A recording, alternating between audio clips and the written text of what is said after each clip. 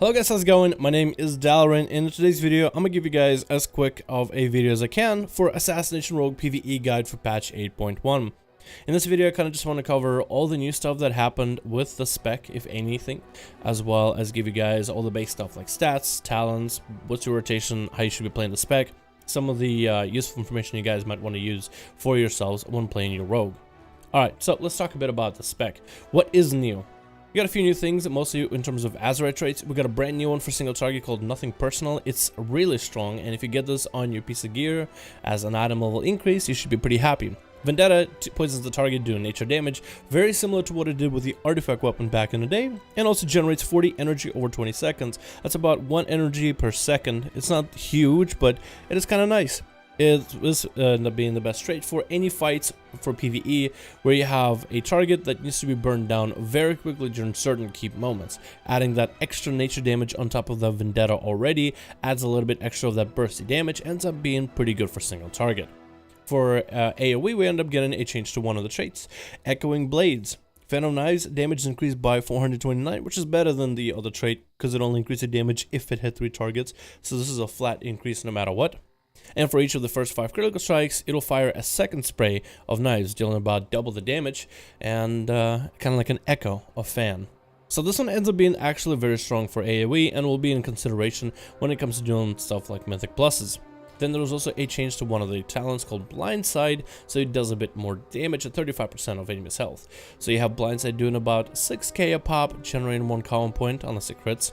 Mutilate doing about 4k a pop, generating 2 common points unless those crit.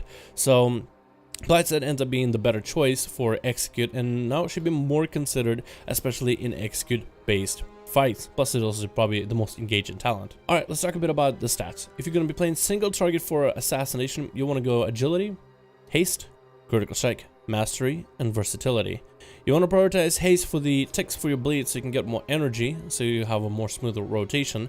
More energy, more ticks means more bleed ticks, so that's damage on its own. And then Critical Strike for the common point generation, so you can get a lot more finishers in. When you're going for multi-target AoE, you want to go for Agility, Critical Strike, Mastery, Versatility, and Haste. Agility is going to be the best for you in terms of flat damage, but Critical Strike for the common point generation, since you're not going to have that much haste with Phantom Knives, and Mastery because that is the pure increase of all your damage, whether they're bleeds or poisons. So whether you're using abilities like Envenom or you're using abilities like Crimson Tempest, because you'll be bleeding up enemies a lot and you'll need a lot of upfront damage.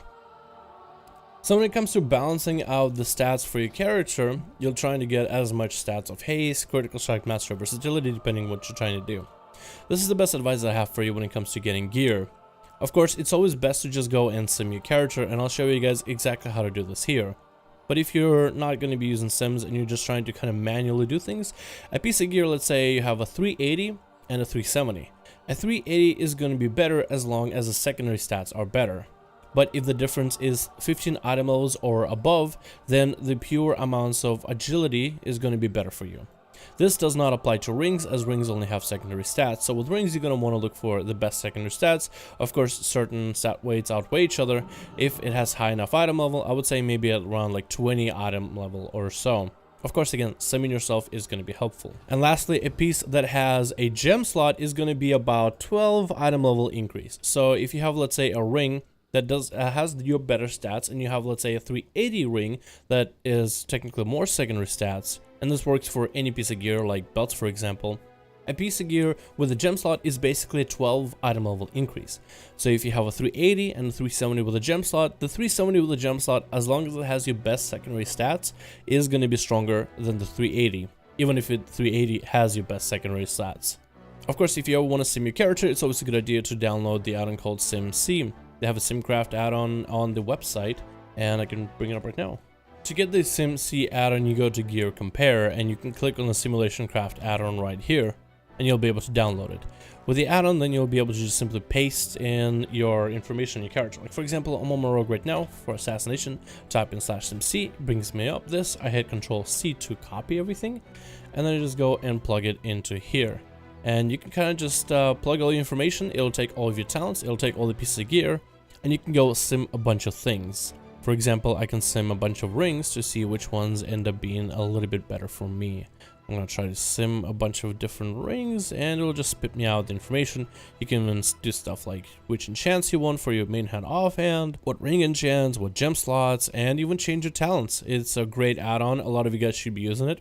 I have a paid service, so I can skip the line, but as long as you guys have a little bit of patience, you should be able to, well, just wait it out until it runs everything for you. And there we go, there's my character, and it says your current equipped gear is the top gear. Of course, you can always see the differences and how it sims all the different character stuff, how it sims all the different pieces, and of course there's, you know, probably ways it can improve on the character. This is just what I had him set up last time, ever since I played Assassination from the last patch. Alright, let's talk a bit about the talents. In the first row, elaborate planning is the best for single target. Blindside is pretty good if you have an execute phase, so like Mythic Cahoon or something, or any boss fights where there's going to be a prolonged execute phase. We need a lot of damage during that. Level 30 Subterfuge ends up being the best option. I know there was a bug with Vanish, but they seem to have taken care of that by now. Level 45 Vigor ends up being the best choice for single target as well as AoE. Level 60 Cheat Death provides you plenty of full amount of that safety net if certain mechanics of boss fight would otherwise one-shot you. Also a great talent when it comes to learning fights, because now you can test out all the different abilities, what will kill you and what won't kill you. Level 75 is your personal option, but I like Iron Wire for Mythic Pluses if anything.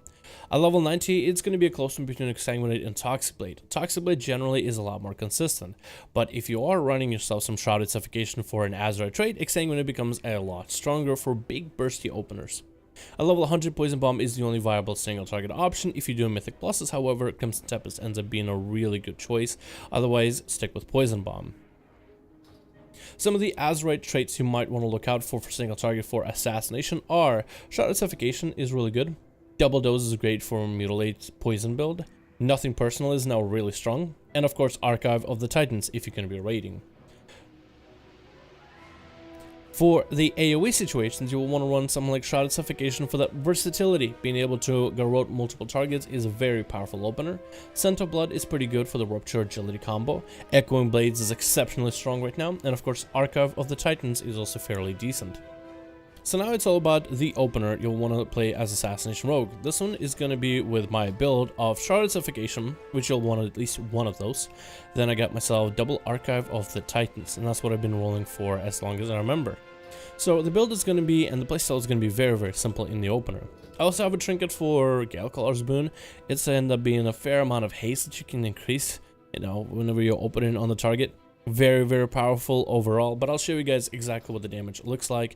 No flasks or anything like that, so the damage is going to be better with flasks. I'm going to open up with a Garrote into Rupture, Garrote again, Vendetta with a Trinket, Mutilate, Rupture, and Exsanguinate afterwards, and then start building combos with Mutilate until 405, and then just trying to sink him into Envenoms. About here, when the Garrote is about to run out, Vanish, refresh it, Rupture, Garrote again so I can get full duration, and again trying to build combo points into a full Envenom. For Assassination, it's very important that you are able to execute your opener, so practicing it is going to be key. Afterwards, it's all about maintaining Rupture and Garrote in target for as long as humanly possible. Not said with the Spec, build combo points and we don't need to refresh your dots, you simply just want to be using Envenom. Outside of that, some of the tips that I can give you guys is it's always a good idea to use Garrote at a later time. For example, if let's say you get 4 full combo points off of your Mutilate, it's a good idea to finish off the extra combo point for a 5th with the Garrote. So for example, if I ever Mutilate and I get 4 combo points, I'm usually going to follow up a Garrote, especially since Garrote is about to fall off. Right now Garrote is not falling off, I'm just going to pop a Garrote, have 4 combo points, which is fine for Rupture, so I'm going to refresh it there. And I'm just going to keep going. Trinkets you can kind of use on cooldown, or you can save them with all your other abilities. If you have Exsanguinate coming up at a later time, it's also good to refresh your bleeds and then pop Exsanguinate so you can get a little bit extra value out of them. As long as you're going to be able to line up Vendetta together with Exsanguinate at a later time. When it comes to AoE as Assassination, you're going to have a fairly simple playstyle. It's really all about opening on as many enemies as you can with Garrote at first. Unless it's a 2-target opener. So for example, if you have 2 targets, this is kind of how you want to open. So first target what you'll run up is during your Subterfuge window, you'll want to get a Garrote, Rupture, Garrote in 3rd guy, and Rupture them. So it'll look something like this. And I have 2 enemies. 2 of those enemies are affected with your Subterfuge that, or Garrote affected by Subterfuge. So it's going to do a lot of damage. And then you have Ruptures taken on both of them for the energy regen. And then from there, you simply replace your Mutilate with Phantom Knives. As soon as you start hitting more than 2 targets, try to Phantom Knives enemies as best as you can. It'll allow you to spread your poisons, which will be a good chunk of your damage, as well as allow you to generate a little bit extra common points from time to time, especially if there's more than 2 targets. So your opener on multiple targets is going to be like this. You're going to triple garrote any of them, and then you're going to go for a big old Crimson Tempest if you are going to be running for AoE. And you should be running Crimson Tempest for that one. So triple garrote, Crimson Tempest. From there, you're going to want to build up your Phantom Knives, and then put a Rupture in the next enemy. Then build common points again, reapply Crimson Tempest, Phantom Knives still 5 or 4, then Rupture next target. And then it's between Crimson Rupture until all enemies die. For that, you can also add Vendetta for the energy regen on one of the enemies. You can pop trinkets if you want them. You can pop Exsanguinate on the enemy that you pop Vendetta on for the extra energy regen. But it'll look something like this.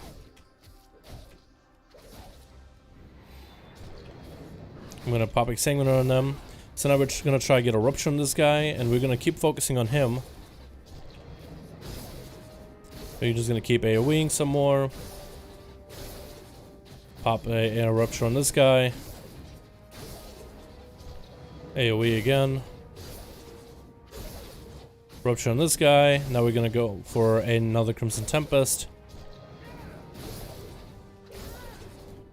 And as you're AoEing enemies, if you ever get at a point where you get 4 common points, it's always a good idea to just pop a garrote on the next enemy before using your finisher. Because then you'll be able to maximize the value of your abilities. And again, it's all about maintaining dots on everybody. Making sure that garrotes and ruptures are there. If you want to use garrotes, you don't have to. They do help out though, because it's an extra bleed that'll give them more energy. We're gonna Crimson Tempest them again. Rupture up. And that's really all you do in a trash pack. And it ends up being very good sustainable damage. And that's about everything you need to know about new Assassination Rogue in patch 8.1. Not a lot of new things happen, but this is hopefully going to be enough of a video to refresh you guys on everything you need to know for patch 8.1. I'll make an updated video once January 22nd raid hits and once new gear comes out to give you guys a video on some of the Azeroth trait changes. In the next video, I think I'll try to cover subtlety for PvE as well, as it got actually a few new changes, and I also want to start making guide videos for all 3 specs for PvP right afterwards. Thank you guys so much for watching this video. I do hope you enjoyed. Let me know what your thoughts are in comments below, and I'll see all of you guys in another video.